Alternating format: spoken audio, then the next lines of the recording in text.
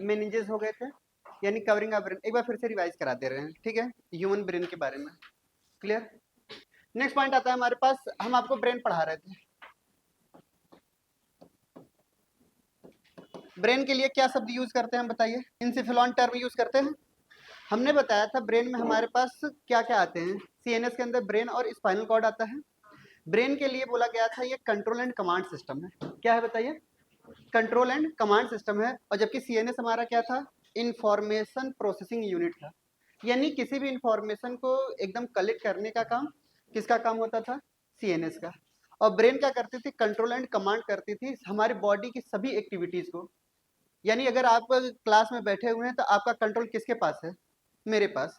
यानी इस क्लास का ब्रेन कौन है, हम हैं। यानी आप हमारे अकॉर्डिंग काम करेंगे, हम चाहेंगे आप हंसेंगे, हम चाहेंगे आप रोएंगे। बात समझ आ रही है, यानी जैसा मैं चाहूंगा वैसे ही होगा। तो यानी क्या है कि कंट्रोल एंड कमांड सिस्टम, इसी को हम बोलते हैं। दूसरा पॉइंट आता है कि ब्रेन के डेवलपमेंट की बात कर लेते हैं, ठीक है। तो ब्रेन के लिए हम टर्म यूज करते थे इंसेफेलॉन, और इंसेफेलॉन के बाद हमने ब्रेन का डेवलपमेंट बताया। हमने ये कहा कि ब्रेन का डेवलपमेंट 2 साल की एज में कितना परसेंट डेवलप्ड हो जाता है, 80% के आसपास डेवलप्ड हो जाता है। फिर हमने ये कहा कि at the age of 5 year 6 year के एज के बाद आसपास यहाँ पे ब्रेन का 100% डेवलपमेंट हो जाता है। ब्रेन की वेट की बात कर लेते हैं, तो ब्रेन का वेट कितना होता है महिलाओं में, 1250 ग्राम। कम नहीं बोलना है बहन, ठीक है, वेट बताना है। तो लोग खुद ही कहती है कम है। क्लियर। तो यानी क्या है कि हमने ये कहा कि ब्रेन का वेट कितना होता है महिलाओं में, 1250 ग्राम, और यही पुरुषों में कितना होता है, 1400।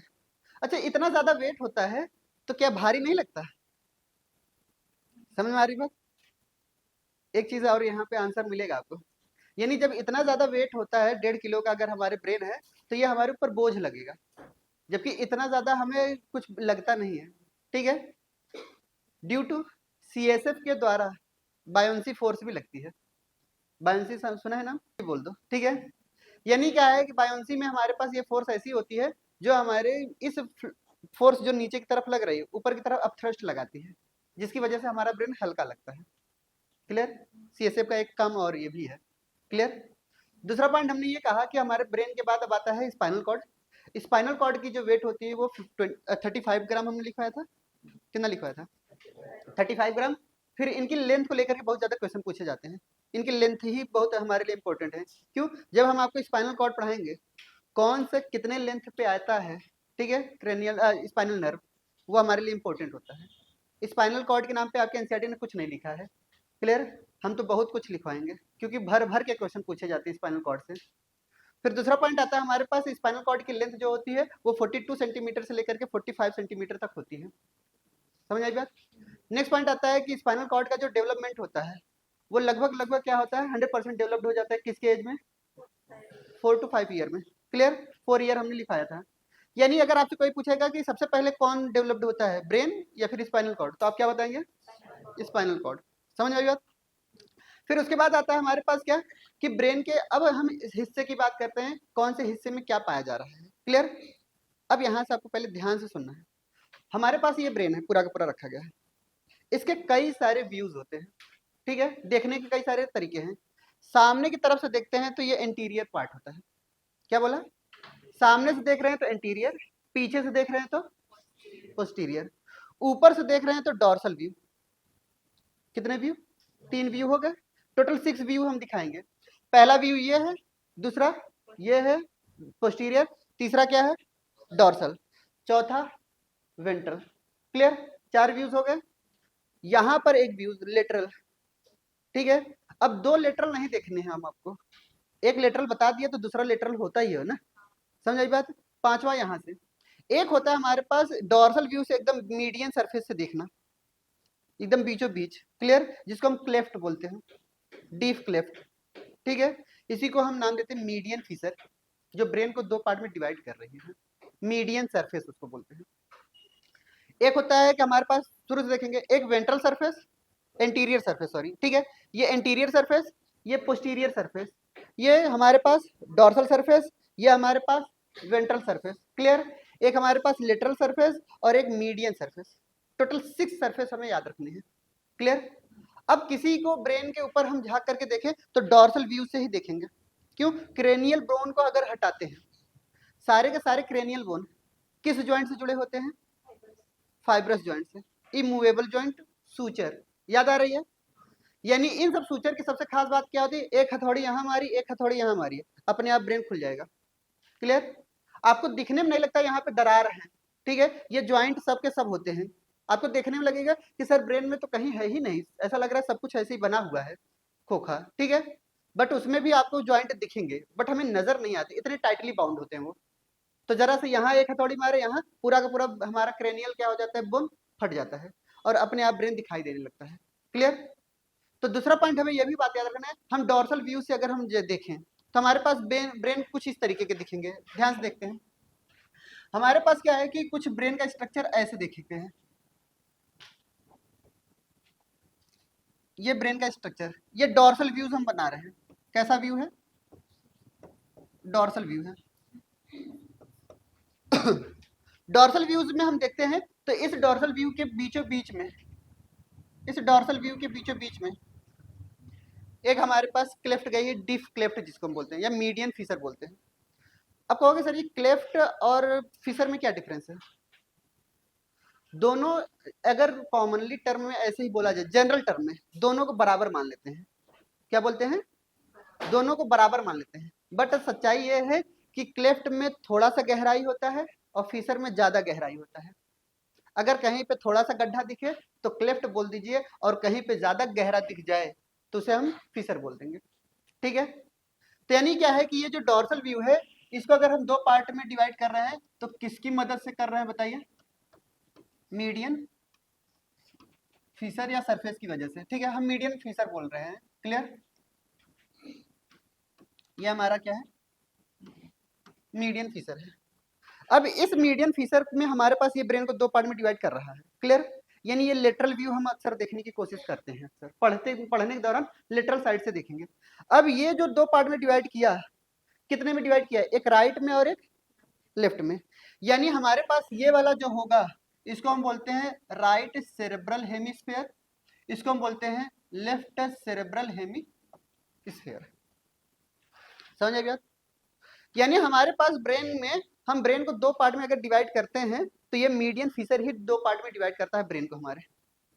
अब बात आती है कि अगर हम डॉर्सल व्यूज देख रहे हैं तब ये चीजें हमें नजर आ रही हैं, बट अगर हम स्टडी करते हैं, स्टडी करने के दौरान हम हमेशा लेटरल साइड से देखते हैं। यानी ब्रेन को अब हम कैसे डिवाइड कर रहे हैं? इस तरीके से, तो हमारा लेटरल साइड दिखाई देगा। क्लियर? और लेटरल साइड दिखाई देगा, चलिए देख लेते हैं कैसा दिखाई देगा। क्लियर?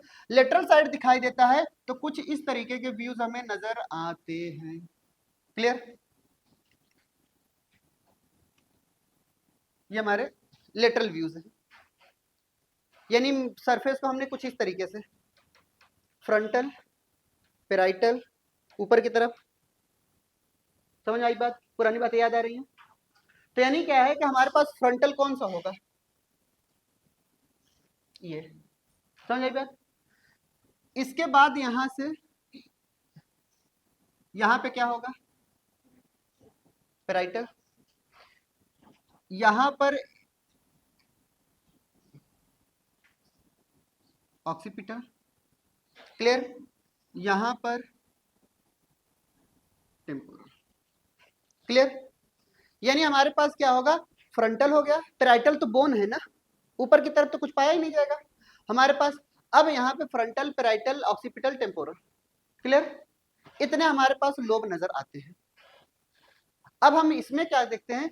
अलग अलग तरीके के सेंस ऑर्गन के लिए हमारे अलग अलग एरियाज पाई जाती हैं। क्या बोला? अलग अलग सेंस ऑर्गन के लिए अलग अलग एरिया पाई जाती है। सबसे पहले हम बात करते हैं ऑक्सीपिटल रीजन की।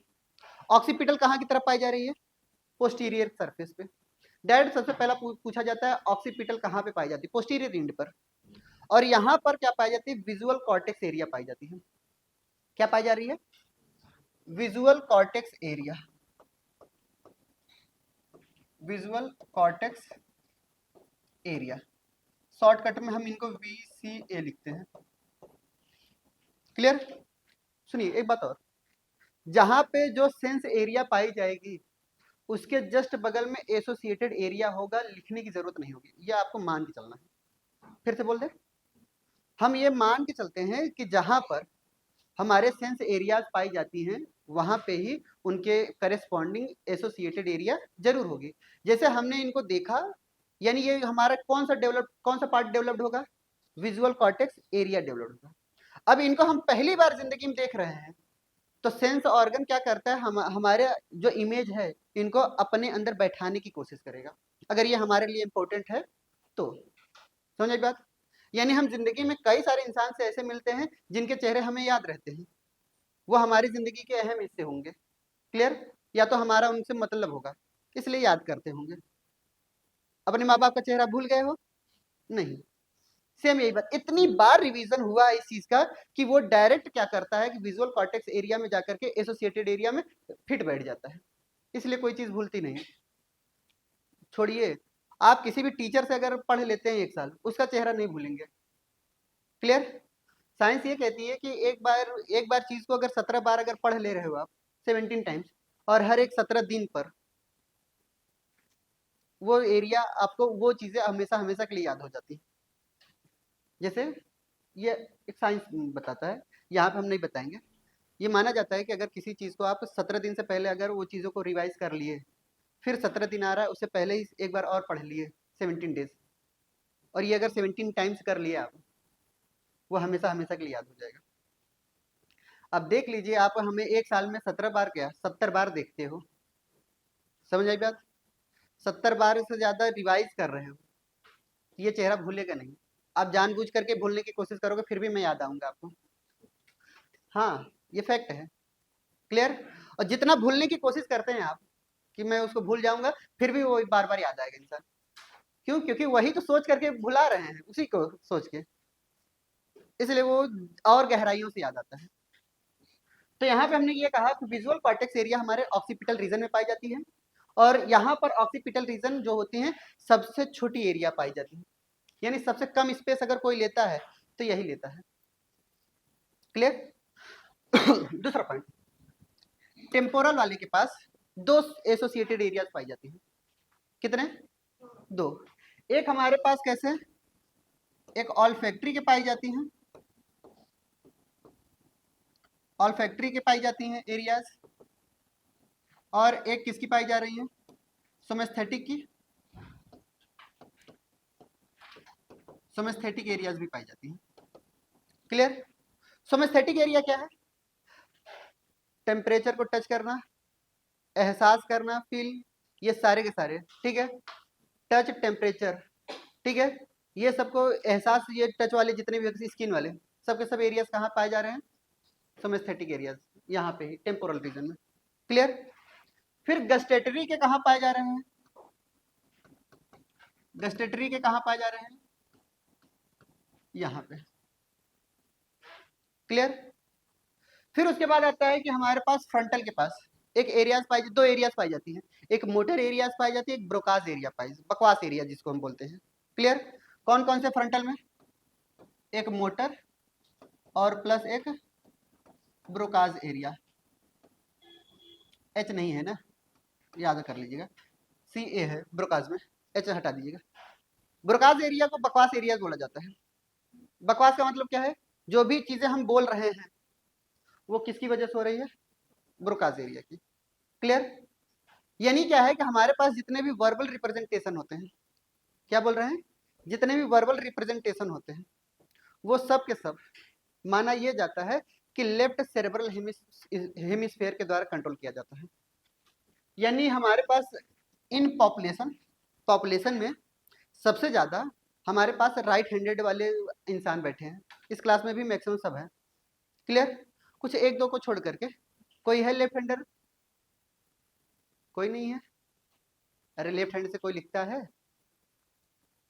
बताओगे भी नहीं, है ना?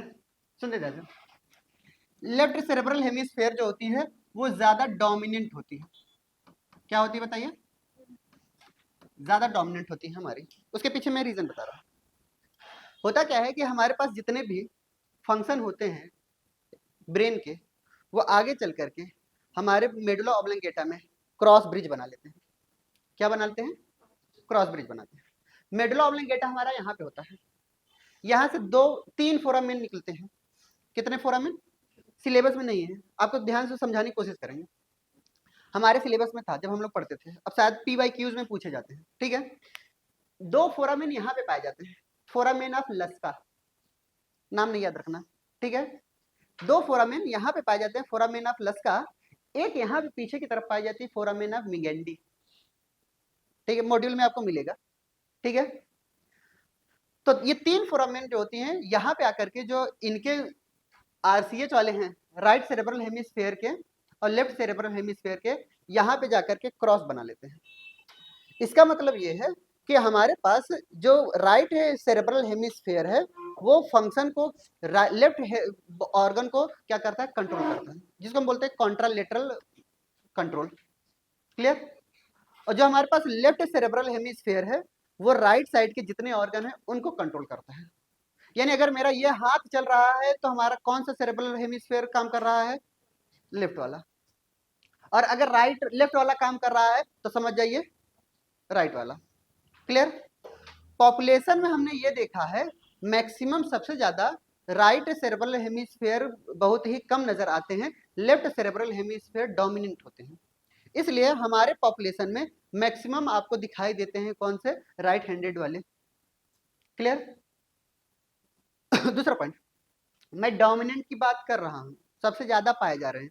ये मत सोचिएगा जो लेफ्ट हैंडर है बेचारे वो कमजोर है पढ़ने में, क्या वो जो पढ़ने में क्या पूरी चीज में ब्रेन में कमजोर है क्या, नहीं।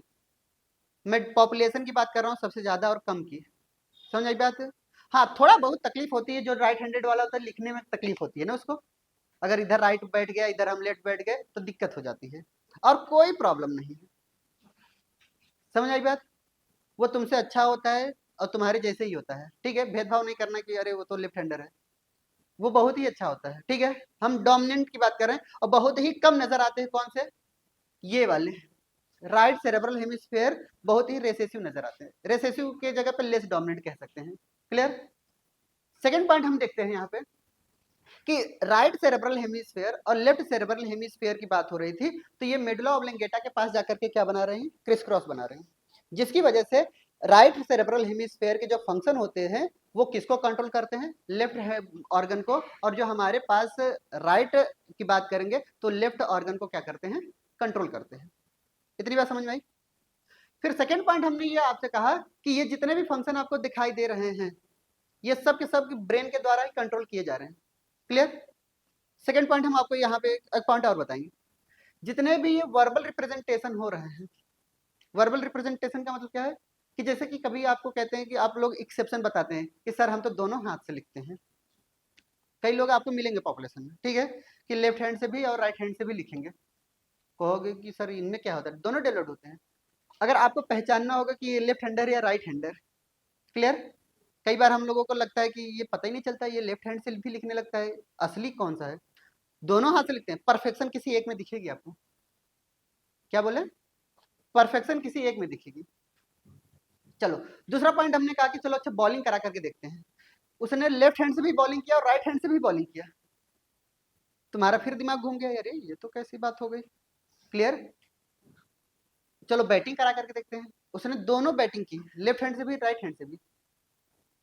अब कहोगे सर अब हम क्या करें, अगर आपको ऐसे जगह पे पहचानना पड़े, डॉक्टर बनने जा रहे हैं, पहचानने का तरीका हम बता रहे हैं, उसको कैंची दे दीजिए, क्या दे दीजिए, कैंची।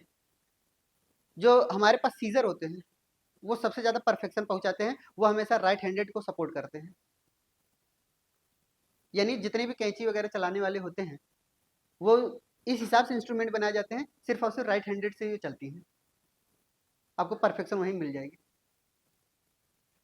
समझ रहे पहचानने का तरीका।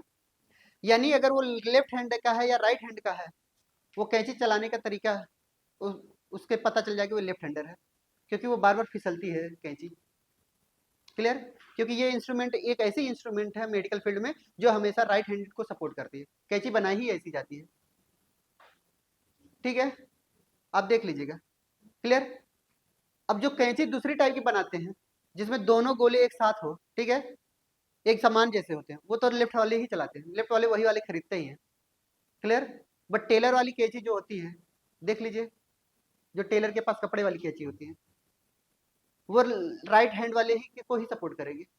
आपको वहीं पता चलेगा ये लेफ्ट हैंडर है। समझ गए बात? दूसरा पॉइंट आते हैं, हमारे पास कौन कौन से मोटर एरियाज पाए गए और ब्रोकाज एरिया।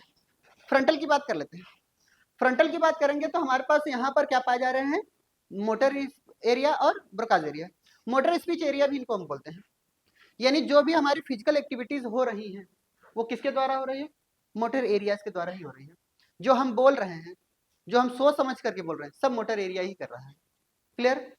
कई बार हमारे पास हमारी स्पीच लड़खड़ाने लगती है तो समझ जाइए ब्रोकाज एरिया हमारी क्या हो रही है, डेवलप्ड नहीं हो रही है। जैसे जब कोई भी बच्चा पैदा होता है तो वो बोलता नहीं है, ठीक है, सिर्फ और सिर्फ चिल्लाता है, क्या क्या की आवाज करता है, उसकी ब्रोकाज एरिया डेवलप्ड बिल्कुल नहीं होती। जिस समय ब्रोकाज एरिया अगर डेवलप्ड हो गई तो सबसे पहले आप बुलवाना चाहते हैं, मम्मा पापा ऐसे बोलते हैं, ठीक है। तो यानी क्या है कि वो ब्रोकाज एरिया डेवलप्ड होगी तभी बोलेगा। अब ये कहो पैदा होते ही ये सब बोलने लगे तो नहीं संभव है। क्यों? क्योंकि ब्रोकाज एरिया उसकी डेवलप्ड नहीं है। क्लियर? इसलिए कहा जाता है जो 100% डेवलपमेंट होता है वो 5 और 6 ईयर एज में होता है, और वो भी 80% कहाँ पे, 2 to 3 ईयर। ठीक है, यानी हमारे पास ये जो ईयर की बात हो रही है, इस एरिया में धीरे धीरे ब्रोकाज एरिया डेवलप होते हैं। क्लियर? इसलिए कई बार जुबान भी थोड़ी हमारी लड़खड़ाती है इसकी वजह से। क्लियर? इसी को हम वर्निक्स एरिया भी बोलते हैं। कैसी एरिया? वर्निक्स एरिया क्या होती है हम आपको समझा रहे हैं। कई बार ऐसा होता है कि हमारी भाषा आपको समझ में आ रही है या नहीं आ रही है, ये बहुत इंपॉर्टेंट बात याद रखनी है, उसको हम वर्निक्स एरिया बोलते हैं। जैसे आप आपस में लोकल लैंग्वेज में बात करते हो, मुझे बिल्कुल समझ नहीं आता। क्यों? हमारी वर्निक्स एरिया उसको रिसीव ही नहीं कर पा रही है, क्या बोल रहे हैं, क्या कर रहे हैं। क्लियर? यानी ये हमारे कभी भी एक्सपीरियंस में आया ही नहीं। समझ रहे बात हमारी? अगर हम अपने लैंग्वेज में बात करेंगे भोजपुरी में, आप लोग नहीं समझ पाओगे। अब ये मत कहना समझ लेते हैं धीरे धीरे, हाँ समझ लोगे, लेकिन बट उतनी फ्लुएंट से नहीं। क्लियर? जब आप आपस में बात करते हो मुझे लगता है पता नहीं क्या इतनी स्पीड में बोलते हो। क्लियर? फिर आप बहुत स्लो भी बोलोगे फिर भी हमें स्पीड लगेगा वो। और यही हम अगर आपस में बातचीत करते हैं तो आपको भी लगेगा ये लोग आपस में क्या फुसर फुसर कर रहे हैं, जबकि एकदम आसान से भी भाषा में बोलेंगे आपको हमारी स्पीड बहुत तेज लगेगी। ये वर्निक्स एरिया ही होती है। समझ आई बात? तो यानी क्या है कि आपको ये डॉर्सल व्यूज हमने बताया, और एक हमारे पास कैसा व्यूज है, ये लेटरल व्यूज है। ये कैसी व्यूज है बताइए? लेटरल व्यूज है। क्लियर? जल्दी करिए, पहले बना लेते हैं। हो गया? सुनते ध्यान से, अगर नहीं भी होगा तो कोई दिक्कत नहीं, हम फिर से बना रहे हैं ना, इस डायग्राम को फिर से बना रहे हैं, ध्यान से देखेंगे।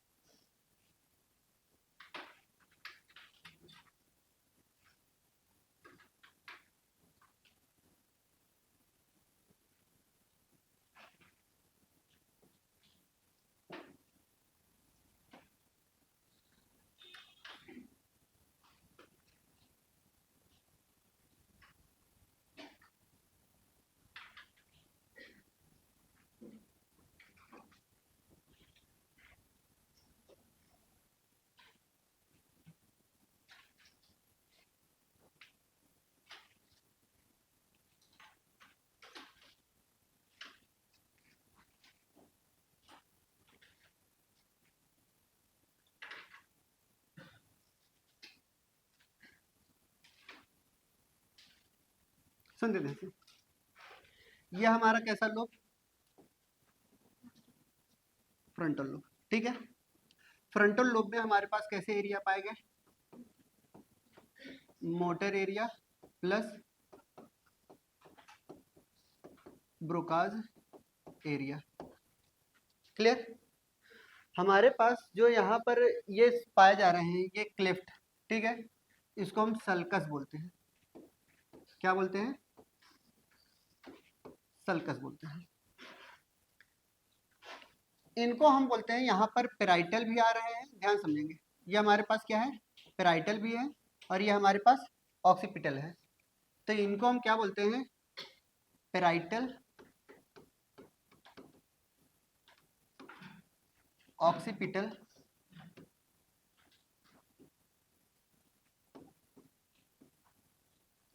सल्कस। ठीक है, एक सल्कस मुझे यहां भी नजर आ रहा है, बोली बात सही है। इस सल्कस का नाम है लेटरल सल्कस।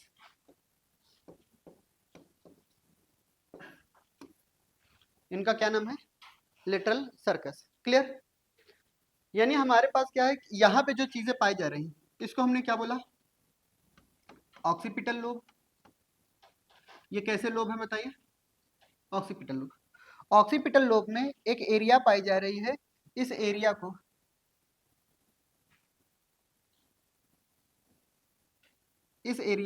हमने क्या बोला? Visual cortex area. इस एरिया को हम क्या बोलते हैं बताइए? VCA भी बोलते हैं। ठीक है, ये वाला भी नहीं दिखाई दे रहा कलर? क्लियर? इसको हमने क्या बोला? विजुअल कॉर्टेक्स एरिया बोला। क्लियर? VCA। क्लियर? यहां पर एक एरिया, इस लोब को हमने क्या बोला? इस लोब का नाम क्या है? इस लोब का नाम बोलिए। टेम्पोरल लोब बोला। इस टेम्पोरल लोब में दो तरीके की एरिया, कितने तरीके की एरिया? दो तरीके की एरियाज पाई गई। एक एरिया यहां पे हम बता रहे हैं आपको, ये एक एरिया ये हुआ, इसको हम बोलते हैं, इनको हम क्या बोलते हैं? Olfactory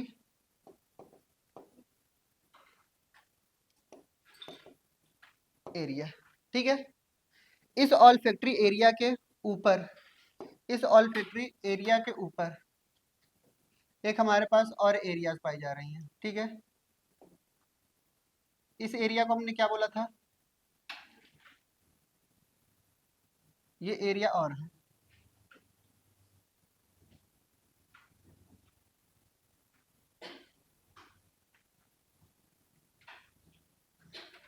clear? यहाँ पे दो तरीके की एरिया बताई थी। ठीक है, एक हमारे पास ऑल्फैक्टरी और दूसरा हमारे पास ऑडिटरी एरिया। क्लियर? फिर हमने ये कहा कि हमारे पास एक एरिया यहाँ पे और पाई जा रही है, इस एरिया का, इसको हमने क्या बोला है बताइए? ये पेराइटल लोब है। बोलिए। इस पेराइटल लोब में एक एरिया पाई जा रही है, उस एरिया को ध्यान से देखेंगे, ये एरिया है।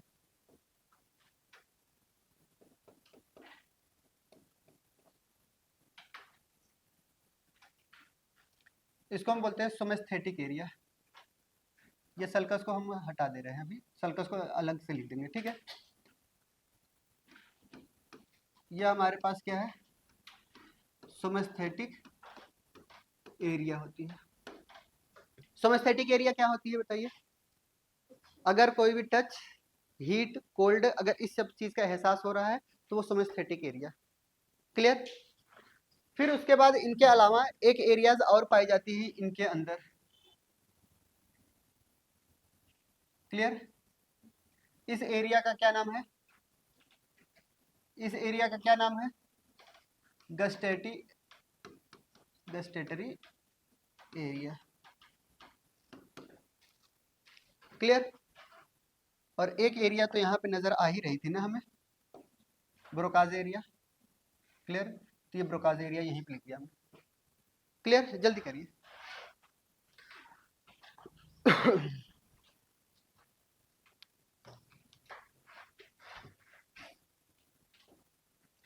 इसको हम सल्कस बोलते हैं, और वो भी कैसे sulcus? Central sulcus. Clear?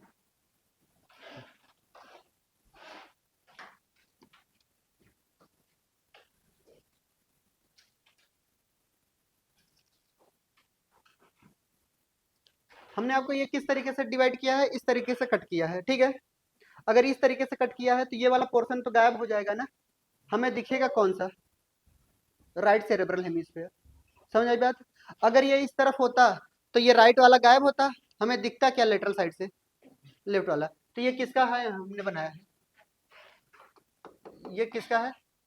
Right cerebral hemisphere का है। Clear diagram? कैसे पहचाना? ठीक है, इस तरीके से खड़े होकर के काटा है। क्लियर? तो फ्रंटल दिखा, ये राइट साइड का ही तो दिखेगा, ये वाला पोर्शन तो हमें हट गया है ना। हो गया। अब सुनते ध्यान से, इधर देखिएगा, अगर हम इस तरीके से कट करेंगे तो मैक्सिमम पार्ट मुझे सेरेब्रम का ही नजर आएगा। क्यों? सेरेबेलम और हमारे पास जितने भी फोर ब्रेन है हमें बेसिकली वही नजर आएंगे अगर ऊपर से देखेंगे तो, डॉर्सल व्यू से। क्यों? क्योंकि सब कुछ वही कवर करके रखा है, तो हमारे पास मिड ब्रेन और हाइंड ब्रेन नजर नहीं आते। क्लियर? इसलिए हम सोचते हैं कि हम आपको क्या कर रहे हैं कि पूरी तरीके से अगर दिखाना होगा तो इंसान कर को लिटा करके काटें। क्लियर? उसके ब्रेन को हम कैसे काटेंगे? इंसान ऐसे लेटा रहेगा, फिर ब्रेन को कट करेंगे, तब हम उनमें सारे पोर्शन को हम नजर आ सकते हैं। क्लियर? चलिए आकर के काटते हैं। सुन ध्यान से, हमने ये देखा कि यह हमारे पास जो ब्रेन बना रहे हैं हम, क्लियर, ये जो ब्रेन आपको बताया जा रहा है ये हम फोर ब्रेन बना रहे हैं।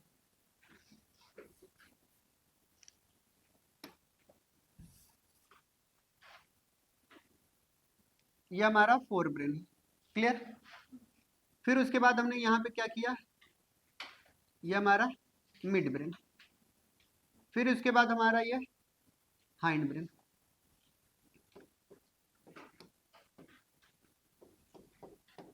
क्लियर? ये हमारा कैसा है बताइए? Fore brain. ये हमारा कैसा है? Mid brain. और ये हमारे पास कैसे है? Hind brain. Clear? Fore brain के अंदर हमारे पास यहाँ पे अगर हम बात करते हैं, यहाँ पर ऑल्फैक्टरी लोब हमें नजर आ जाते हैं। क्या नजर आ जाते हैं? ऑल्फैक्टरी लोब हमें यहाँ पे नजर आ जाते हैं, फोर ब्रेन के पास में ही। क्लियर? यानी फोर ब्रेन के पास ही हमें क्या नजर आ जाता है? फ्रंटल के पास नहीं बोल रहा हूँ, फोर ब्रेन में सारे सारे आ जाएंगे। क्लियर? तो यहाँ फोर ब्रेन में हमें क्या नजर आ जाते हैं? ऑल्फैक्टरी सबसे आगे। क्यों? क्योंकि यहाँ नेजल एपिथेलियम यहीं पे नजर आती है, ऑल्फैक्टरी। क्लियर? दूसरा पॉइंट आता है हमारे पास, अगर इसको अगर अच्छे से गहराई से अगर स्टडी करें, तो गहराई से स्टडी करेंगे तो फोर ब्रेन हमारे पास कुछ इस तरीके के नजर आएंगे।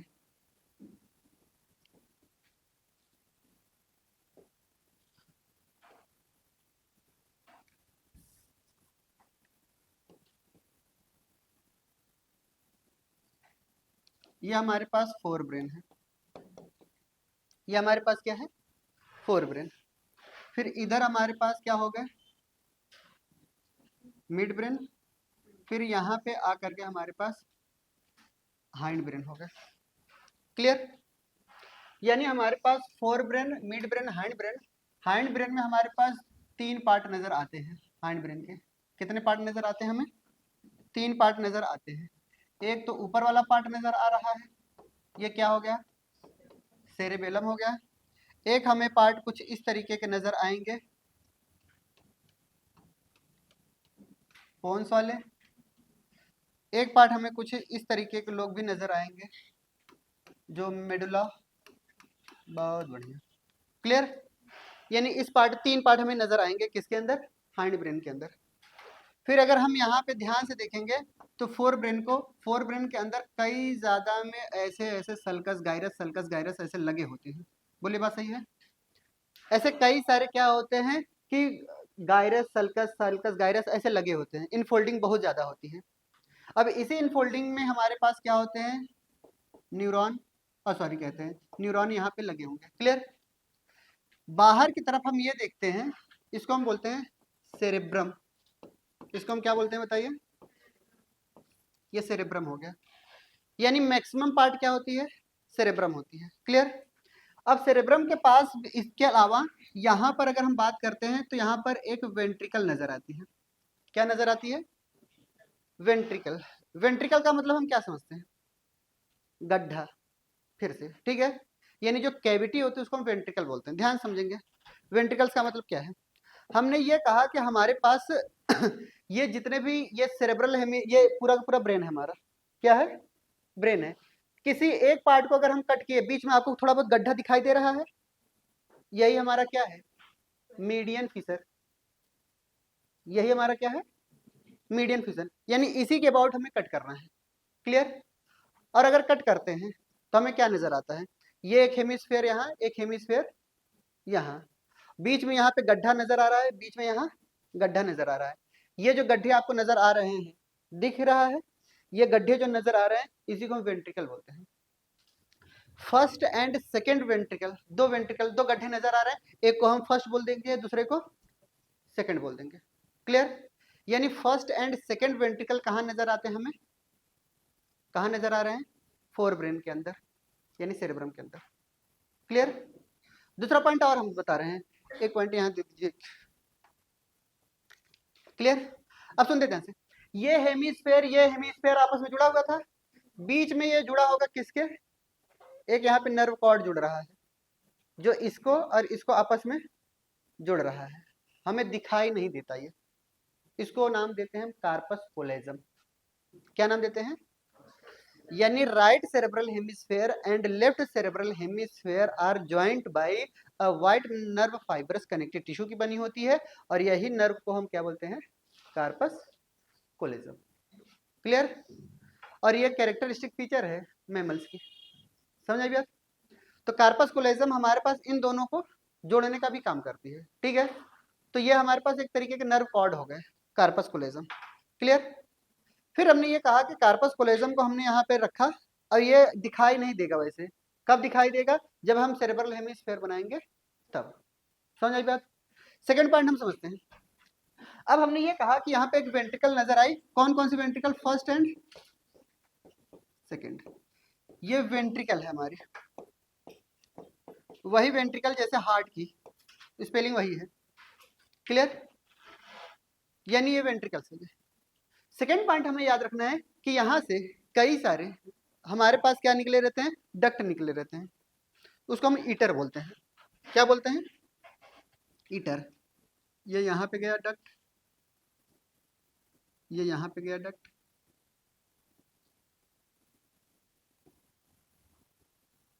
ये ऐसे गया डक्ट। क्लियर। थर्ड वेंट्रिकल हमें कहाँ नजर आई, थर्ड वेंट्रिकल कहाँ नजर आई, मिड ब्रेन में। और फोर्थ कहाँ नजर आई वेंट्रिकल्स, अब समझ आई बात। फिर उसको हम बोलते हैं, यहाँ पे ये जो डक्ट निकल रही है इसको हम बोलते हैं ईटर, ITER। बताएंगे इसका फंक्शन अलग। क्लियर। डक्ट ऑफ ईटर भी बोलते हैं, इसको सिंपल ईटर भी बोल सकते हैं। अब हमने ये कहा कि जो CSF है इसी के थ्रू होकर के गुजरेगा, इन्हीं के अंदर होकर गुजरता है CSF। क्लियर। और इसी हमारे पास क्या होते हैं कि डक्ट के वेंट्रिकल्स के ही होकर के गुजरेंगे। ये जो आपको दो नजर आ रही है, ये क्या है, ऑप्टिक लोब है। ये क्या है दोनों, ऑप्टिक लोब। क्लियर। ये दोनों के दोनों क्या है, ऑप्टिक लोब। ये जो आपको दिखाई दे रहा है leaf like structure, trees like structure, branched, ये मेरा क्या है बताइए, सेरेबेलम है।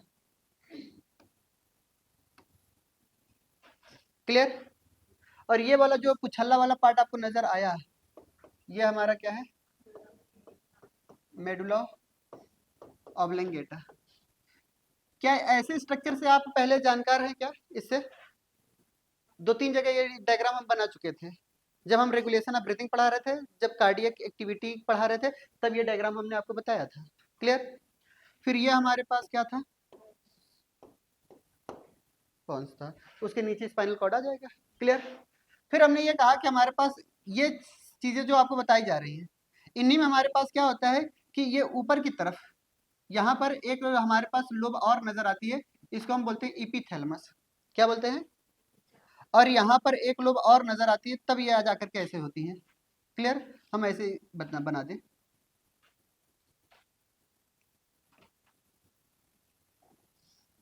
इसे।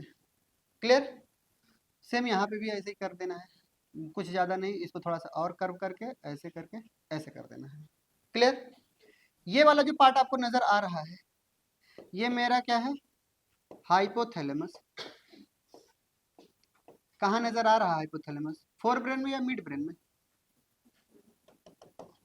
फोर ब्रेन में। समझ आई बात। ये वाला जो पार्ट आपको नजर आ रहा है, इसको मैंने क्या बोला, इसको मैंने क्या बोला, इपिथैलेमस। और इसके बीच में जो नजर आया, ये पूरा का पूरा पोर्शन, यही हमारा क्या है, यही मेरा क्या है, थैलेमस। समझ आई बात? थैलेमस बहुत बड़ा रोल अदा करता है हमारे ब्रेन के स्ट्रक्चर में। कोई भी मैसेज अगर सेंसरी आ रहा है तो बिना थैलेमस से होकर के नहीं गुजर सकता। कोई भी मोटर अगर एरियाज जा रहे, मोटर न्यूरॉन जा रही है ब्रेन से, तो बिना थैलेमस से होकर के नहीं गुजरता। इसलिए चौकीदार का काम करता है। किसका काम करता है? चौकीदार का काम करता है। समझ आई बात? कोई भी नर्व होगा बिना थैलेमस से होकर के नहीं गुजरेगा, और कोई भी नर्व होगा बिना थैलेमस से होकर के नहीं गुजरेगा, चाहे वो सेंसरी हो चाहे वो मोटर हो। जहां पे आपने मीडियन फीचर लिखा था, राइट सेरेब्रल हेमिस्फेयर और लेफ्ट सेरेब्रल हेमिस्फेयर लिखा था, उसका दूसरा नाम लिख दीजिएगा डीप क्लेफ्ट। आपके एनसीईआरटी ने वो टर्म यूज किया है, ठीक है। मीडियन फीचर का दूसरा नाम,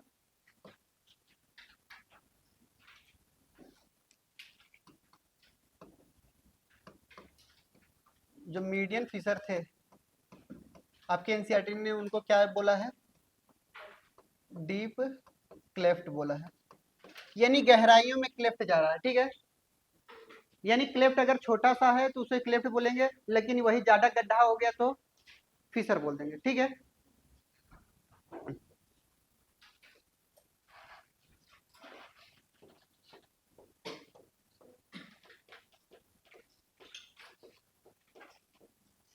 ये नाम सिर्फ और सिर्फ लिख लीजिए, पूछा नहीं जाएगा। क्रूरा सेरेब्राई, सही से बनाया करो, पीपी।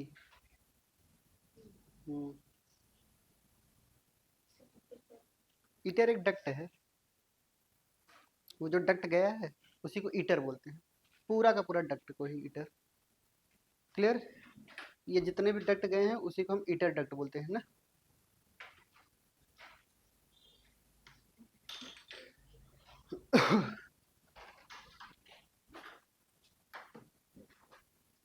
जितना ज्यादा डायग्राम को अगर अच्छे समझने की कोशिश करोगे, उतना ही ज्यादा आपके क्वेश्चन सॉल्व होंगे, ये याद रखिएगा।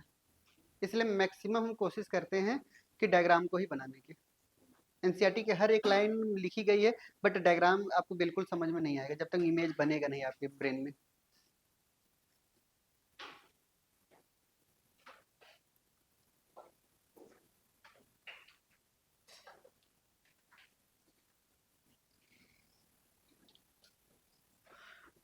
हो गया? चलिए आगे बढ़े। हो गया? चलिए सुनते ध्यान से। अब हम एक पॉइंट सुनते हैं ध्यान से, पहले सुनते रहेंगे। हम सबसे पहले हम आपको फोर ब्रेन पढ़ाना चाह रहे हैं। क्या पढ़ाना चाह रहे हैं? फोर ब्रेन को हम प्रोजेनसेफलॉन बोलते हैं। इनको हम क्या बोलते हैं? प्रोजेनसेफलॉन बोलते हैं। क्लियर? फोर ब्रेन को हम दो पार्ट में डिवाइड कर रहे हैं। कितने पार्ट में डिवाइड कर रहे हैं? दो पार्ट में हम बेसिकली डिवाइड करते हैं। एक हमारे पास क्या होता है, टीलेंसेफलॉन, और एक हमारे पास डाइंसेफलॉन। कौन कौन से?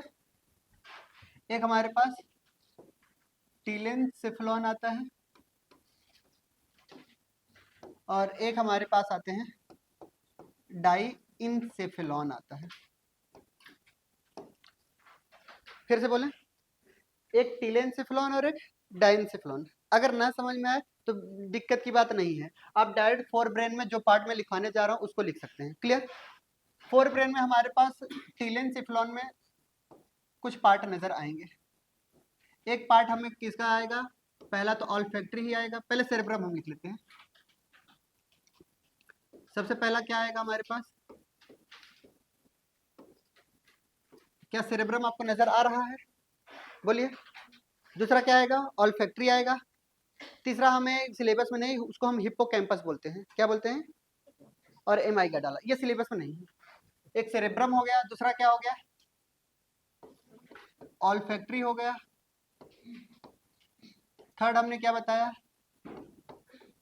हिप्पो कैंपस, जानवर वाला नहीं। क्लियर?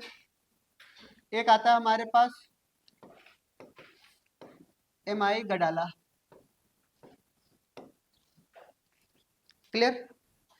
ये नाम याद रखने हैं, सिलेबस में नहीं फिर भी आपके एनसीईआरटी में क्या बोलता है, ये इनर पार्ट है सेरेब्रल का, inner part of cerebral cortex कौन कौन से, हिप्पोकैम्पस और एमाइगडाला। फिर उसके बाद आता है हमारे पास कौन सा, इपीथैलेमस, बोलिए, थैलेमस,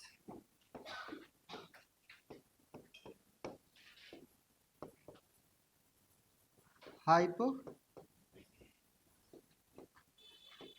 थैलेमस, जल्दी करिए।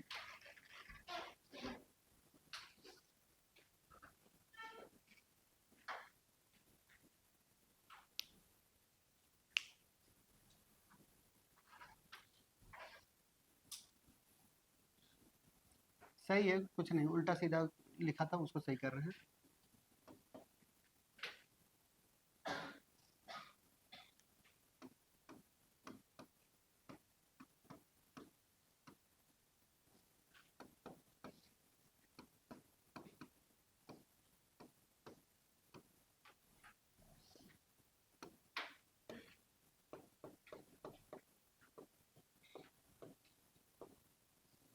ये सीक्वेंस में थोड़ा लिखिएगा ना, थैलेमस, हाइपोथैलेमस और एपिथैलेमस, क्योंकि रीजन हम बताएंगे।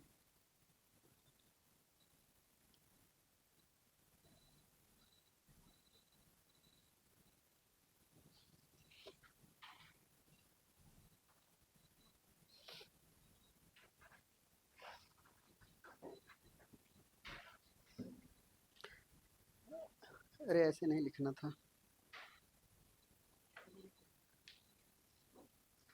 रुको रुको,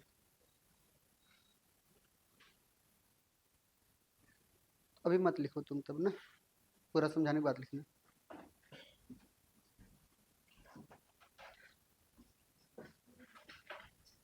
थोड़ा बहुत जगह यहाँ छोड़ दिए होते थोड़ा ठीक था, कोई दिक्कत नहीं, रुको रुको, एडजस्ट हो जाएगा, हम आपको समझाएंगे, बस थोड़ा सा एक पॉइंट लिखना है, बस एक वर्ड दो वर्ड के लिए वजह जगह होनी चाहिए बस, ठीक है। हाँ, सुन दे ध्यान से, फोर ब्रेन को हमने कितने पार्ट में डिवाइड किया, दो पार्ट में, एक टीलेंसेफ्लॉन और एक डाइनसेफ्लॉन। टीलेंसेफ्लॉन का कौन कौन सा part, cerebrum, olfactory, hippocampus, एमाइगडाला। Diencephalon का कौन सा पार्ट, तीन पार्ट, थैलेमस, हाइपोथैलेमस और इपिथैलेमस। क्लियर। मोस्ट डेवलप्ड पार्ट हमारे पास कौन सा है, सेरेब्रम है, ठीक है। सबसे ज्यादा डेवलप्ड कौन सा है, सबसे ज्यादा फोल्डेड कौन सा है, सेरेब्रम ही है। और सबसे ज्यादा वर्क जो करता है वो कौन करता है, ठीक है, यानी जो ज्यादा वर्क करेगा वही डेवलप्ड होगा, जाहिर सी बात है। क्लियर। और सबसे ज्यादा अगर हम आपसे बात करते हैं प्रोसेसिंग में तो यही मदद करता भी है। क्लियर। और मैक्सिमम कंट्रोल जितने भी वॉलेंट्री कंट्रोल होते हैं वो सब कौन कंट्रोल करता है, फोर ब्रेन यानी सेरेब्रम, ठीक है। दूसरा पॉइंट आता है कि हमारे पास ये कुछ एनसीईआरटी बोल रहा है, some inner part of cortex, cerebral cortex, या फिर हम कह सकते हैं सेरेब्रम, ठीक है, along with hypothalamus, along with hypothalamus form limbic system। क्या बोला, कुछ हमारे पास सेरेब्रल कॉर्टेक्स के कुछ पार्ट हमारे पास मिल करके किससे, थैलेमस से मिल, हाइपोथैलेमस से मिल करके एक सिस्टम का निर्माण करते हैं, और इस सिस्टम का नाम क्या है बताइए, लिम्बिक सिस्टम, जिसको हम लिम्बिक सिस्टम को हम इमोशनल ब्रेन बोलते हैं। कैसा ब्रेन बोलते हैं, इमोशनल ब्रेन बोलते हैं। क्लियर। अब ये लिम्बिक सिस्टम होता क्या है, इमोशनल ब्रेन का मतलब क्या समझते हैं, इमोशनल फिल्म देखने गए हो कभी, इमोशनल फिल्म किसे कहते हैं, जिसमें रोना गाना हो उसी को कहते हैं ना, नहीं, यही याद रखना है। जब भी कोई भी फिल्म बनाते हैं तो क्या शुरू से लेकर के अंत तक इंसान रोता ही रहता है, नहीं।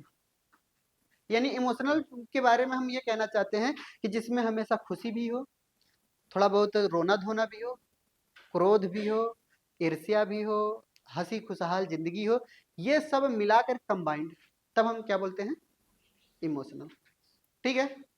यानी किसी को भी देख करके अगर रास्ते में जा रहे हैं, अगर कोई भी भिखारी बैठा है, बेचारे को देख करके अगर हमें दया आ जाती है, तो ये हम समझ जाते हैं कि हम इंसानियत हमारे अंदर बची हुई है। ये लिम्बिक सिस्टम बनाता है, ठीक है। अगर कोई कहानी, किसी कहानी के सुनने के बाद अगर आपको हंसी आती है तो समझ जाओ किसका है, लिम्बिक सिस्टम का दोष है।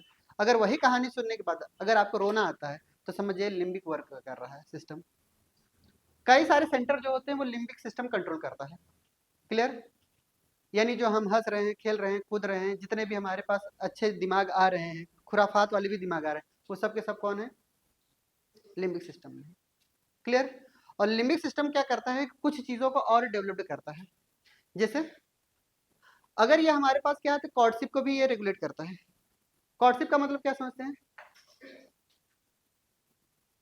कॉर्डशिप जानते हैं, चलिए बताते हैं। कॉर्डशिप का मतलब क्या होता है कि हमारे पास जितने भी हम रिप्रोडक्शन कर रहे हैं, क्लियर, यानी ये चीजें हमें सिखाई नहीं जाती, इनबॉर्न हमें पता होती है, क्लियर। दूसरा पॉइंट, शक करना। अगर कोई बच्चा पैदा होता है तो निप्पल में अगर उसका मुंह जाएगा तो अपने आप शक करेगा वो, क्लियर। और नर्स बैठ करके थोड़ी ना सिखाएगी बेटा ऐसे शक किया जाता है, समझ आ रही बात। ये चीजें हमें सिखाई नहीं जाती, ये खुद से डेवलप्ड होती है, ये लिम्बिक सिस्टम हमारा डेवलप्ड करता है। और सेम यही बात हम कॉर्डशिप के लिए भी बोलते हैं, क्लियर। यानी अपोजिट सेक्स को देख करके अट्रैक्शन होना, ये स्वाभाविक सी बात है, क्लियर। ये कौन डेवलप कर रहा है, लिम्बिक सिस्टम डेवलप कर रहा है, समझ आ रही बात। दूसरा पॉइंट हमने ये कहा कि ये जो रिप्रोडक्शन की प्रोसेसेस हैं ये सब लिम्बिक सिस्टम डेवलप कर रहा है। अब कहोगे सर जी ऐसे कैसे, हमें तो सिखाया गया था, कोई सिखाता नहीं है। हमें पढ़ाया जाता है, कोई नहीं पढ़ाता, क्लियर। हम लोग कभी थोड़ी ना कहते हैं बेटा अगर लड़की जा रही है तो उसको छेड़ दिया करो, बोली बात सही, ऐसा कोई सिखाया जाता है, नहीं सिखाया जाता। ये हमारे लिम्बिक सिस्टम ही डेवलप करती है, क्लियर। बच्चे पैदा करना, ठीक है, सेक्सुअल इंटरकोर्स करना, ये कहीं पे किसी की जगह कोर्स सिखाई नहीं जाती है, हमें पता होता है, क्लियर। कई लोग कहेंगे सर नहीं तो हमें तो मोबाइल में देखा था, हमने ऐसा ऐसे कुछ होता है, क्लियर। हम लड़का लड़की रोमांस कर रहे हो तो ये तो हमें सिखाया, हमने वहां पे देखा था। चलो तुमने देखा ना, कुत्ते को कौन दिखाया, समझ में आई बात, कुत्ते को कौन सिखाया।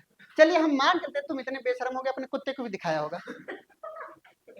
हम इतिहास के पुराने हिस्से में चले जाएंगे, वहां पे भी मानव का जब जन्म हुआ रहा था तब भी तो रिप्रोडक्शन तो चल रहे थे ना, वहां पे कौन सा मोबाइल आया था, आज के जमाने में मोबाइल आया है ना।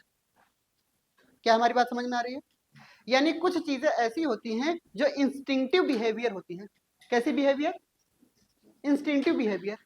ये दो चीजें इंस्टिंक्टिव बिहेवियर में आती हैं। कौन कौन सी, पहला एक शक करना, एनसीईआरटी बोला है, और दूसरा दिया गया है कॉर्डशिप। दो ही एनसीईआरटी ने लिखा है, कॉर्डशिप के बारे में, और अगर कोई भी बच्चा पैदा हो रहा है वो निप्पल को शक कर रहा है, ये दो चीजें एनसीईआरटी ने दी है। और ये कौन डेवलप कर रहा है, हमारा लिम्बिक सिस्टम। तीसरा पॉइंट मैं आपको बता रहा हूँ, आपके सिलेबस में नहीं है बट आपको अच्छे से जानकारी होगी, क्लियर। ये हमारे अंदर नहीं, लड़कियों के अंदर दिया गया है, भगवान ने दिया है। लिम्बिक सिस्टम बहुत ज्यादा डेवलप्ड किया गया है लड़कियों के अंदर। तीसरा जो मैं बताने जा रहा हूँ वो लड़कियां को रिलेट करती हैं कि नहीं पता नहीं, क्लियर। लड़की नहीं बताया था मुझे, तो लड़की को एक अलग से इंस्टिंक्टिव बिहेवियर कुदरत ने दिया है, बॉयज में नहीं दिया है। उसको पता है कि सामने वाला पर्सन मेरे बारे में क्या सोचता है, ठीक है, लड़के के बारे में नहीं, ठीक है। यानी सभी के बारे में हम बता रहे हैं। यानी इस बहन को पता है या इनको पता है कि किसी को भी पता है कि हमें सामने वाला पर्सन मुझे किस तरीके से सोच रहा है हमारे बारे में, या किस तरीके के व्यवहार रखता है, वो सामने वाली लड़की को पता होता है। अगर वो चीजें वो उस समय इस्तेमाल नहीं करती है तभी जाकर के किसी न किसी घटनाओं का शिकार बनती है वो बेचारी, क्लियर। ये सिर्फ और सिर्फ लड़कियों में दिया है, क्लियर। अगर आपको लगता है कि अगर उसका केयर करेंगे, उसके पीछे हमेशा उसकी केयरिंग करते रहेंगे, तो हो सकता है वो हमारे प्यार में पागल हो जाए, वो तुम्हें बेवकूफ समझ रही है, समझ आ रही बात। उसको समझ में आता है कि सामने वाला पर्सन या सामने वाला लड़का मेरे बारे में क्या सोचता है।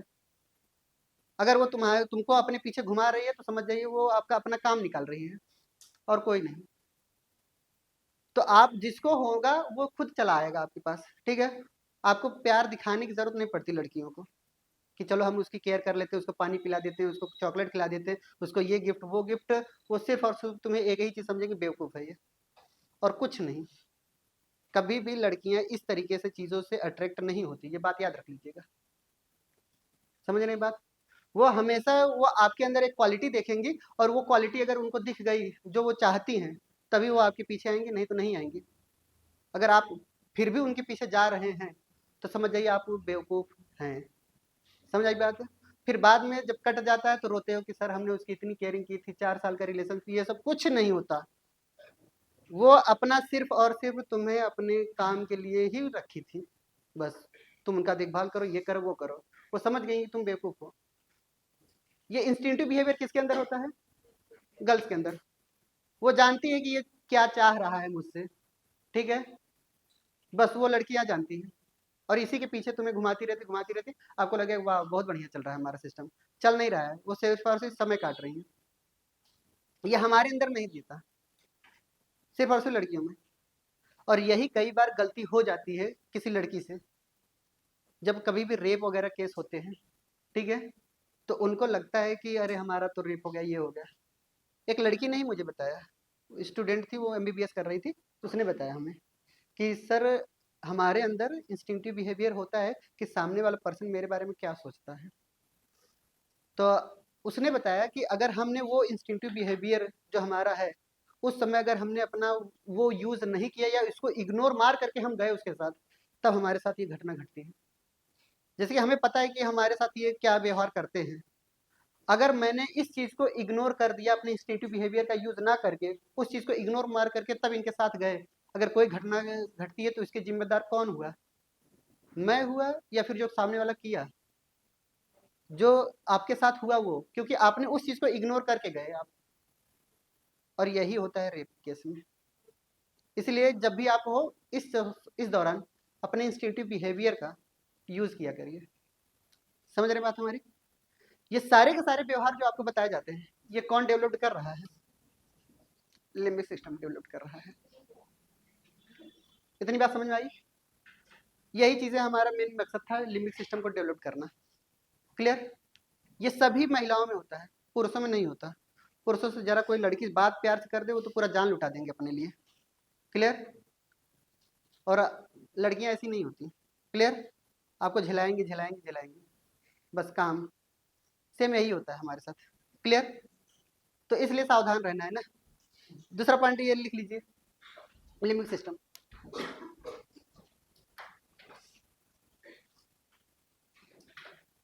यही सब तो बायो पढ़ने का अच्छा तरीका है ना। कुछ सीखे कि नहीं दीना? हाँ,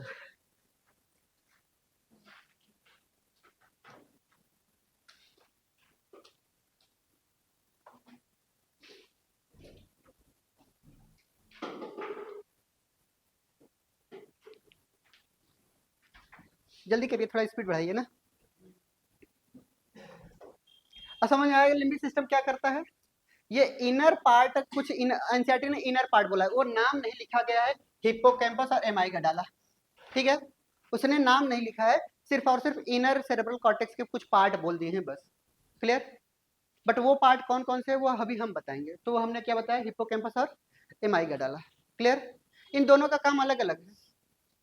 क्लियर? हिप्पोकैम्पस क्या करता है, शॉर्ट टर्म मेमोरी को लॉन्ग टर्म मेमोरी में कन्वर्ट करने का काम करता है। हिप्पोकैम्पस क्या कर रहा है बताइए? हिप्पोकैम्पस क्या काम करता है?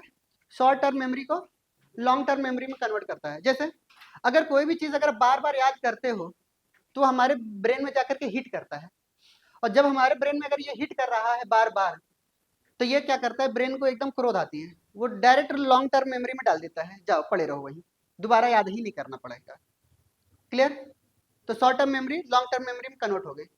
इसीलिए किसी भी पर्सन के साथ अगर आप 1 2 साल 3 साल या 3 4 महीने भी रह लेते हैं, अगर वो अचानक खो जाए तो बार बार याद आती है। क्यों? क्योंकि वो लॉन्ग टर्म मेमोरी में चला गया है। क्लियर? बट अगर उतना ज्यादा लगाव नहीं है, जैसे कि हमारे पास ऐसा होता है हर जगह सबकी जिंदगी में कि कोई भी पर्सन के साथ हम ज्यादा अटैच्ड रहते हैं। क्लियर? और वो अटैचमेंट जो होती है वो ज्यादा गहराइयों तक होती है, उसके जाने के बाद हमें बार बार याद आती है। क्यों? क्योंकि लॉन्ग टर्म मेमोरी में वो चला गया है। क्लियर? बार बार उसका थोबड़ा देख रहे हैं, फेस देख रहे हैं, भुलाए से भी नहीं भूलेगा वो चीजें।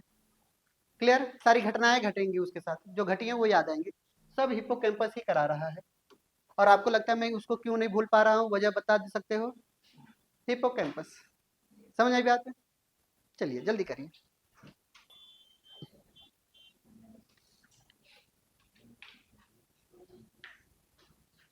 हो गया? चलिए मिड ब्रेन को भी लिख लेते हैं इसी वक्त ना। लिख लिया था कि नहीं? चलिए नेक्स्ट है हमारे पास मिड ब्रेन।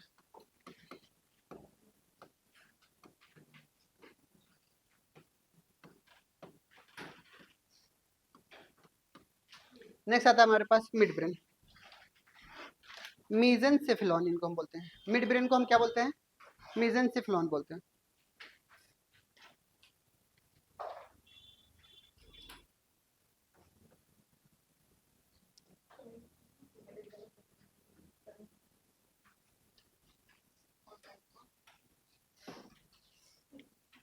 समझाए? सुनेंगे। मिड ब्रेन के पास क्या होता है? कार्पोरा क्वाड्रिजमाइना इनको बोलते हैं हम। इनको हम क्या बोलते हैं बताइए? कार्पोरा क्वाड्रिजमाइना। यानी हमारे पास क्या होते हैं? 4 ऑप्टिक लोब होते हैं इनके पास, 2 पेयर में। ठीक है? यानी हमारे पास इनके पास संख्या में कितने होते हैं? 4। और ये कैलकुली बोलते हैं इनको। क्या बोलते हैं? कॉलिकुलाई बोलते हैं। कितने कॉलिकुलाई नजर आ रहे हैं? 4। हमारे पास क्या होते हैं कि 2 हमारे पास सुपीरियर कॉलिकुली होती हैं। कैसी? 2 सुपीरियर कॉलिकुलाई और 2 इंफीरियर कॉलिकुलाई। ठीक है? यानी ये मिड ब्रेन में क्या होते हैं? एक विजुअल रिफ्लेक्स के लिए रिस्पॉन्सिबल होते हैं और एक हमारे पास ऑडिटरी रिफ्लेक्स के लिए रिस्पॉन्सिबल होते हैं। क्लियर? यानी ये जो सुपीरियर कॉलिकुलाई होती है वो किसके लिए रिस्पॉन्सिबल है बताइए? विजुअल रिफ्लेक्स के लिए। एक बार मैं फिर से बोल रहा हूँ, विजुअल रिफ्लेक्स बोल रहा हूँ, ना कि विजुअल एसोसिएटेड एरिया बोल रहा हूँ। समझ आ रही बात है? विजुअल कॉर्टेक्स एरिया कहाँ पे नजर आ रही है? ऑक्सीपिटल में। समझ आई बात? हाँ, ये याद रखना है। वो एरिया है, ये रिफ्लेक्स में बोल रहा हूँ। इसके पीछे मैं रीजन बता रहा हूँ, क्या मैं ये क्या बताना चाह रहा हूँ। ये हमारे पास ऑडिटरी रिफ्लेक्स है।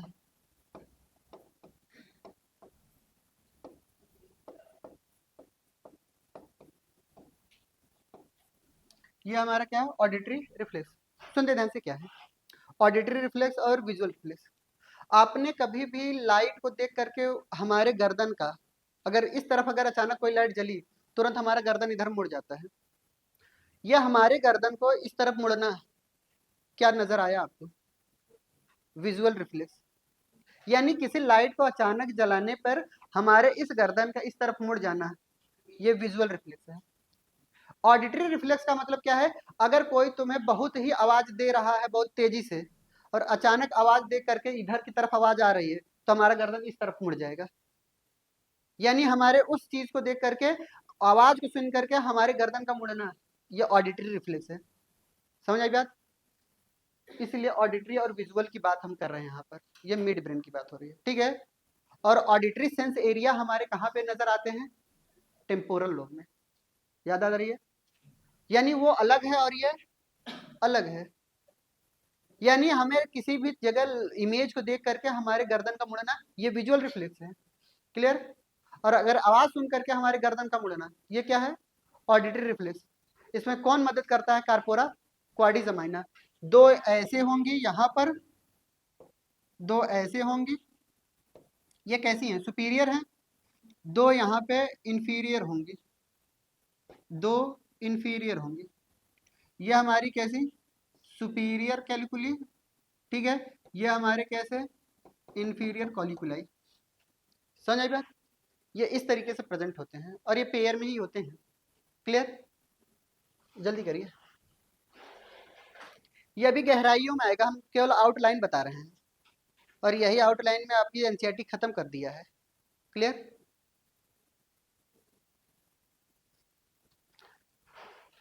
हम अपने समय से 2 दिन पहले चल रहे हैं। ठीक है? आप बेफिक्र रहिए।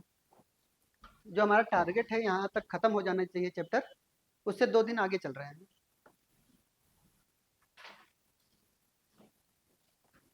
हो गया, चलिए हेडिंग डालते हैं। नेक्स्ट क्या है हमारे पास? फोर ब्रेन हो गया, मिड ब्रेन हो गया, अब क्या आएगा? हाँ, हाइंड ब्रेन या हिंड ब्रेन। ठीक है,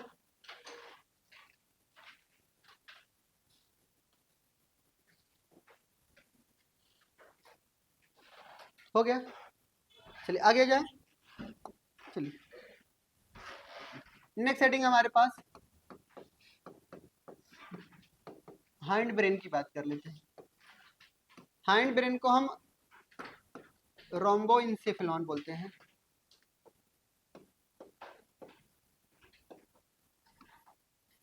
इनको हम क्या बोलते हैं? रोम्बोइंसेफेलॉन बोलते हैं। क्लियर? हाइंड ब्रेन को हम 2 पार्ट में डिवाइड करते हैं। कितने पार्ट में? 2 पार्ट में। एक हमारे पास आते हैं माइलिन सेफेलॉन आती है,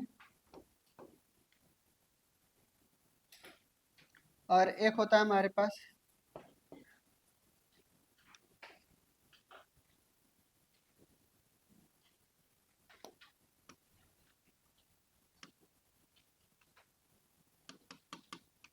फिर से ही लिख दे रहे हैं, ये तो गड़बड़ हो गया।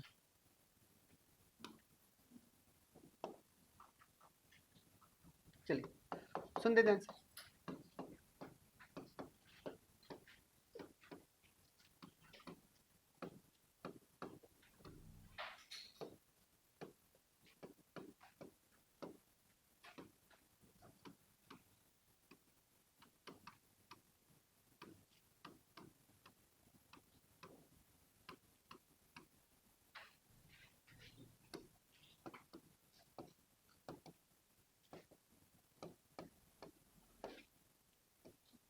क्लियर?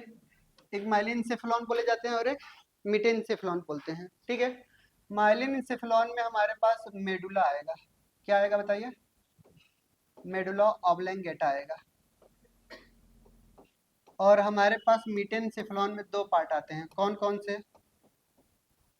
एक पॉन्स आते हैं और दूसरा सेरेबेलम आते हैं। जल्दी करिए।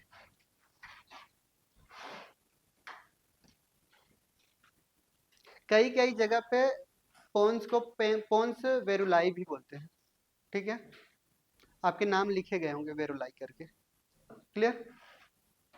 पोन्स को कई जगह पे क्या बोलते हैं? पोन्स वेरुलाई भी बोलते हैं, बट याद। आगे बढ़ते हैं, अब सुन दे दें। अब हमारे पास क्या है कि फोर ब्रेन को अब अच्छे से हमें पढ़ना है। ठीक है, फोर ब्रेन हमारे पास किससे किससे मिलकर के बना है? सेरेब्रम से बना हुआ है। क्लियर? तो हेडिंग डालते हैं फोर ब्रेन, और फोर ब्रेन में सबसे पहला पॉइंट सेरेब्रम। एक एक करके हमें पढ़ने हैं सभी के बारे में। क्लियर?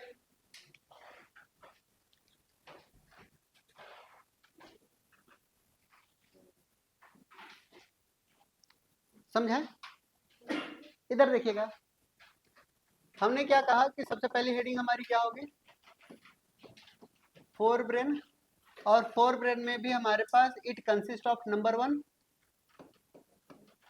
सेरेब्रम। क्लियर?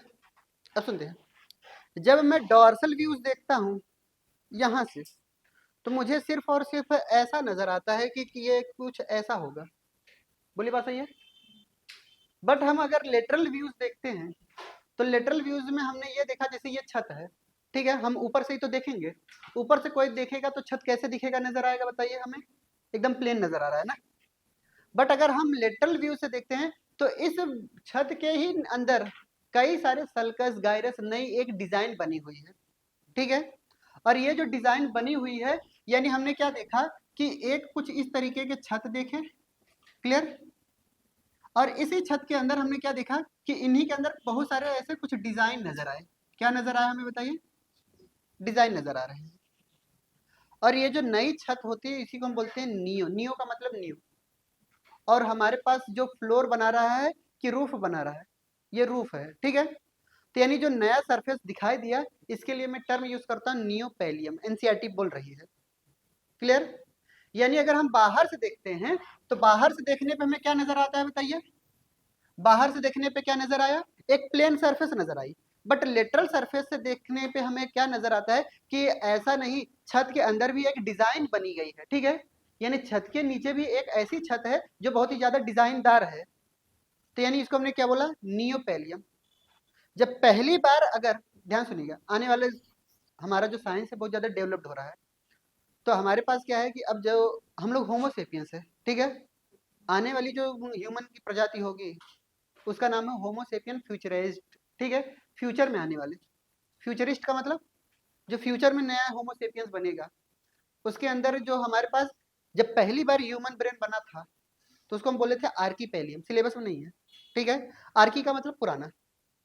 जो पहली बार सेरेब्रम की छत बनी थी उसको हमने पेलियम बोला था, और पहली बार बन रही सबसे पुरानी है तो क्या बोल दिया, आर्कीपेलियम। बट अब हमारे पास जो हम पढ़ रहे हैं वो नियोपेलियम है, ठीक है, तो यानी क्या है कि अब उसमें एक नई डिजाइन आ रही है, सल्कस गायरस, सल्कस गायरस। यानी अब पुराने जमाने के जो अगर ह्यूमन ब्रेन की अगर स्टडी करते हैं तो वो कम सीसी की थी, क्रेनियल कैपेसिटी उनकी बहुत ही कम थी। क्यों? क्योंकि मैक्सिमम लोगों के साइंटिस्ट का उस समय माना जाना यह था कि उनमें सल्कस गायरस उतना ज्यादा नहीं थे। और आज के ज़माने में ये कंपेयर किया जाता है कि जिस ऑर्गेनिज्म के पास, जिस होमोसेपियंस के पास जितना ज़्यादा सल्कस गायरस होगा उतना ही ज़्यादा सरफेस एरिया बढ़ेगी, और जितना ज़्यादा सरफेस एरिया, यहाँ से यहाँ तक की सरफेस कितनी होगी ज़्यादा ज़्यादा, 20 मीटर, 10 मीटर। हॉल की अगर चौड़ाई देखी जाए तो हम 15-20 मीटर ले ले रहे हैं, ठीक है। अब ये 15-20 मीटर की 20 मीटर हम मान चलते हैं ये हमारी क्या है, लेंथ है इसकी। बट इनके अंदर कई सारे सल्कस गायरस, सर्कल गायरस करेंगे, हो सकता है ये 100 मीटर भी हो जाए। क्लियर? 1 मीटर ऐसा है, 2 मीटर, 3 मीटर, ऐसे ऐसे कई बार राउंड कर जाए। क्लियर? तो सरफेस एरिया बढ़ गया कि नहीं बढ़ गया? अब जब ये सरफेस एरिया बढ़ा तो क्या ग्रे मैटर और व्हाइट मैटर की संख्या बढ़ी कि नहीं बढ़ी? और ग्रे मैटर बढ़ा तो समझ जाइए क्या है, क्या है, मोर एडवांस टाइप के, ठीक है। और अगर व्हाइट मैटर बढ़ा तो मेमोरी स्टोरेज पावर। समझ आई बात? यानी ग्रे मैटर बढ़ा तो नर्व इंपल्स का कंडक्शन फास्ट, और व्हाइट मैटर बढ़ा तो मेमोरी स्टोरेज फास्ट। और यही डिफरेंस होता है कि एडवांस और पहले के ज़माने के ह्यूमन बींग्स में। हम लोग मोर एडवांस क्यों हैं? क्योंकि सल्कस गायरस ज़्यादा है। समझ में आई बात? तो यहाँ पे हमने क्या कहा, फिर सेरेब्रम के बारे में हमें अच्छे से समझना है। क्लियर? तो एनसीईआरटी में कुछ बातें लिखी गई हैं, आप एनसीईआरटी से थोड़ा पॉइंट लिख लेंगे, ठीक है, जैसे मैं बता रहा हूँ क्या पॉइंट लिखना है। क्लियर? एनसीईआरटी ने सबसे पहले स्टार्ट यहाँ से किया है फोरब्रेन के बारे में से, ठीक है। फोरब्रेन मेजर क्या होता है, प्रोसेसिंग यूनिट होती है। कैसी होती है? हाँ, स्टार्ट यहीं से किया गया होगा। क्लियर? सुनिए ध्यान से। जैसे सीएनएस में इन्होंने क्या लिखा है कि ये सारी चीजें पढ़ दी हैं, कह रहा है कि brain is the central information processing organ of body and act as a control and command system, ठीक है। नेक्स्ट पॉइंट दिया है, it control voluntary movement, balance of body, function of vital involuntary organ. ये हम आपको समझाएंगे, ये तीनों बात मैं आपको समझाऊंगा। वॉलंटरी मूवमेंट क्या है, वॉलंटरी मसल्स का वॉलंटरी कंट्रोल ये हमारे फ्रंटल लोब करता है। कौन लोब करता है? Frontal lobe. जहां पे आपने फ्रंटल लोब लिखा था वहां पे मोटर एरियाज लिखा था, और जो मोटर एरियाज का काम क्या होता है, जितने भी वॉलेंट्री मसल्स होती हैं उनके अंदर वॉलेंट्री कंट्रोल कौन करता है? मोटर एरिया ही करता है। हम लास्ट में जाकर के सभी बताएंगे, voluntary muscles of voluntary control, involuntary muscles of voluntary control, ये और वॉलेंट्री मसल्स का इनवॉलेंट्री कंट्रोल, ये तीनों टर्म हम बताएंगे आपको। क्लियर? यानी क्या है कि ये कंट्रोल जो हो रही है, और बैलेंस ऑफ बॉडी, सेरेबेलम, ठीक है, फंक्शनिंग ऑफ वाइटल और इनवॉलेंट्री ऑर्गन, मेडुला ऑब्लंगेटा की बात कर रहे हैं, ठीक है। यानी ये सब का कंट्रोल कौन कर रहा है? ब्रेन कर रहा है। जैसे लंग्स हुआ, हार्ट हुआ, किडनी, इन सब का तो हमने फंक्शन बताया भी था, ठीक है। फिर उसके बाद आता है थर्मो रेगुलेशन, हंगर, थर्स्ट, ये सर्कैडियन हमारे पास क्या होते हैं 24 रिदम सेंटर वाले, ये जितने भी हम पॉइंट बताएंगे ये सब के सब कौन कर रहा है? सेरेब्रम नहीं करेगा। क्लियर? वो भी कौन? हाइपोथैलेमस ही करेगा। कौन करेगा? हाइपोथैलेमस। फिर उसके बाद आता है थैलेमस और हाइपोथैलेमस दोनों। ह्यूमन बिहेवियर, ह्यूमन बिहेवियर दो तरीके के होते हैं, एक फूड बिहेवियर, एक सेक्सुअल बिहेवियर। समझ आ रही बात? ह्यूमन बिहेवियर दो बातों पे डिपेंड करता है, एक ह्यूमन कौन कौन से, एक फूड बिहेवियर और एक सेक्सुअल बिहेवियर। फूड बिहेवियर का मतलब क्या होता है कि हमें भूख प्यास ये सारी चीजें लग रही हैं, थर्स्ट सेंटर, हंगर सेंटर, ये फूड बिहेवियर में आएंगे, ठीक है। किसी को देख करके, अगर अब रसगुल्ले को देख करके मुंह में पानी आ जा रहा है तो समझिए ये फूड बिहेवियर है। ठीक है। सेक्सुअल बिहेवियर क्या है? अपोजिट सेक्स को देख करके हमारे अंदर क्या हो जाना? उत्तेजना हो जाना। ठीक है, ये सेक्सुअल बिहेवियर है। क्लियर? ये दोनों बिहेवियर है। जानवर ऐसा नहीं शो करते। जैसे हमारे पास किसी दो जानवर को, एक कुत्ता एक कुत्ती है, दोनों को अगर एक रोटी उछालेंगे दोनों लोग लड़ जाएंगे। बोलिए लड़ेंगे कि नहीं लड़ेंगे? बट ह्यूमन नहीं लड़ेंगे। अगर एक रोटी उछाली जाए, अगर लड़का लड़की है तो नहीं लड़ेंगे। क्यों? क्योंकि हम लोग मोर सोशली हैं। हम लोगों का सोशल बिहेवियर आ जाता है। सोशल डेवलपमेंट ह्यूमन बिहेवियर में बहुत बड़ा रोल अदा करता है। क्लियर? हम लोग अगर रोटी क्या ब्रेड जैम लगा करके दे देंगे, बेटा तू ही खा ले। क्लियर? बट लड़ने नहीं जाएंगे। बट ऐसे जानवर नहीं करते। वो एक रोटी के लिए दोनों लोग लड़ जाएंगे, एक छोटी सी घास के लिए दोनों जानवर लड़ सकते हैं। ठीक है। बट यही जानवर दोनों जो हैं, जब इनका क्या आता है, रिप्रोडक्टिव पीरियड आता है, ठीक है, तब सारे गम भुला करके आपस में दोस्ती कर लेते हैं। ह्यूमन ऐसा नहीं करता, क्योंकि वो सोशली हो जाता है। समझ आई बात? सेकेंड पॉइंट आता है हमारे पास, it is also site for processing of vision, hearing, speech, memory, intelligence, emotional thought. ये सारी बातें अभी हम बताने ही जानने वाले हैं। ठीक है, इसको कर लीजिएगा, फिर ह्यूमन ब्रेन के बारे में पढ़ लीजिएगा। ठीक है, ये सारे पॉइंट जो पढ़ा रहे हैं, एक भी पॉइंट आपका छूटेगा नहीं। क्लियर? तो फोर ब्रेन के बारे में हेडिंग डालते हैं फोर ब्रेन, इसको हम कल कंटिन्यू करते हैं। क्लियर? एक बार इसको पढ़ लेते हैं, पढ़ करके आइएगा ना। एनसीईआरटी को केवल रीड करके आइएगा। मैक्सिमम पॉइंट में पढ़ा चुका हूँ, सिर्फ और सिर्फ आपको डायग्राम के बेसिस पे बताना है। क्लियर? आपको लगेगा मैक्सिमम चीजें मैं पढ़ा दिया हूँ। क्लियर?